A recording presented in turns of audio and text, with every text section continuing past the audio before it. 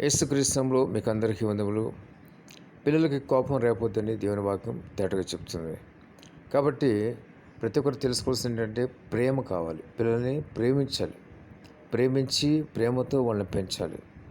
దేవుని వాక్యంలో మరొక చోట ఉంటుంది, ఆ బెత్తం వాడని కుమారుడు తండ్రికి విరోధిని. చెప్పాలంటే మా నాన్నగారు మా కుటుంబంలో ఎవరికి కూడా బెత్తం అనేది వాడలేదు. మేము ఎప్పుడు కూడా మా తల్లిదండ్రులకి విరోధంగా లేము. జ్ఞాపం చేసుకోండి, మా తల్లిదండ్రులకి ఎప్పుడు లోబడి ఉన్నాం. ప్రతి ఒక్కరు తెలుసుకోవాల్సిన విషయం ఏంటంటే అది పట్టుకుని ఆ వాక్యాన్ని పట్టుకుని పిల్లల్ని దండించడం మొదలు పెడతారు. అది కరెక్ట్ కానే కాదు. పిల్లల్ని ప్రేమపూర్వకమైన మాటలతో వాళ్ళని లోపరుచుకోవాలి. వాళ్ళకి ఏదేది అన్నీ కూడా విశుద్ధపరచాలి.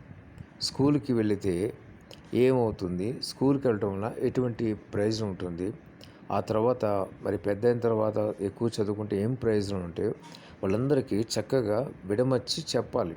చెప్తే ఒక ఆలోచన వాళ్ళలో ఇముడుతుంది.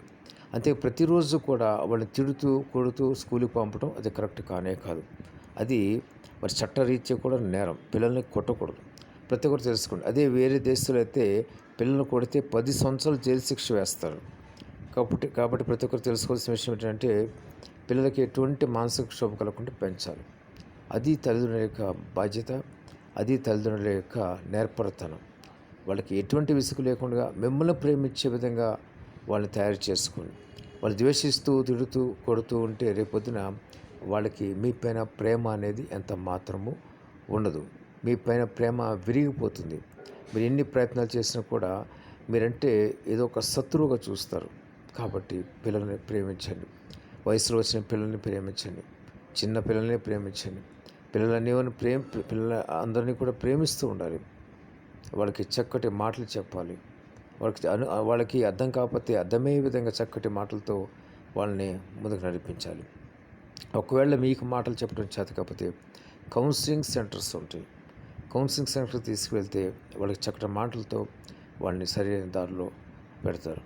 కాబట్టి ఎప్పుడు కూడా మీరు పిల్లల మీద ఆ విధంగా ఒత్తిడి తీసుకొచ్చినట్లయితే కనుక వాళ్ళకి కీడు కూడా జరగవచ్చు. నేను ఒక ఎగ్జాంపుల్ చెప్తాను. వాస్తవంగా జరిగిన సంఘటన. ఒక అమ్మాయి ఇంటర్మీడియట్ చదువుతున్న సమయంలో ఆ యొక్క పరీక్షల మానసిక ఒత్తిడితో ఆమెకి కాలు చెయ్య పడిపోయింది. ఇప్పటి వరకు ఆమె అదే విధంగా ఉంది, అదే స్థితిలో ఉంది. చూడండి, ఆ ఇంటర్మీడియట్ ఎగ్జామ్ గురించి టెన్షన్ లేకుండా ఉండి వస్తే వచ్చింది, లేకుంటే లేదు, పాస్ అయితే పాస్ అయితే లేకుంటే లేదనుకుని ఉంటే కనుక ఆమెకు ఆ టెన్షన్ ఉండేది కాదు, ఈరోజు చక్కగా ఉండేది.